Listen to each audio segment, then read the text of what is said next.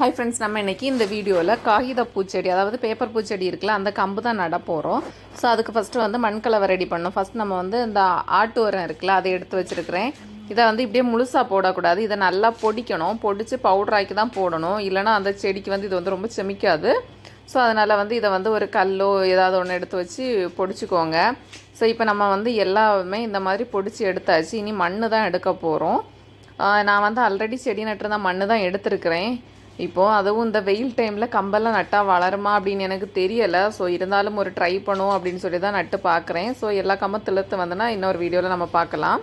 So இப்போ வந்து நம்ம மிக்ஸ் பண்ணால் மண்கலவை ரெடி ஆகியாச்சு. இனி வந்து இதுக்கு கூட கொஞ்சம் கோகோ பீட்டும் நீங்கள் வந்து ஆட் பண்ணிக்கணும். ஏன்னா நமக்கு வந்து இப்போ நல்ல வெயில் வேறு. ஸோ அதனால் அந்த ஈரத்தன்மை நிற்கிறதுக்காக நம்ம வந்து இதில் வந்து கோகோ பீட்டும் ஆட் பண்ணியிருக்கிறேன். ஆட் பண்ணி அந்த மண்கலவை தான் எடுத்துருக்கிறேன். இப்போ வந்து இந்த கம்பு தான், இதுதான் நம்ம வந்து காகிதப்பூ கம்பு. இதில் வந்து ரோஸ் கலர், ஊதா கலர், மாதிரி ஆரஞ்சு மாதிரி இருக்கும்ல, இந்த 3 கலர் கம்பும் இதில் இருக்குது. ஸோ கம்பு நடும்போது கொஞ்சம் சரித்து நட்டுக்கோங்க, நேராக நடக்கூடாது.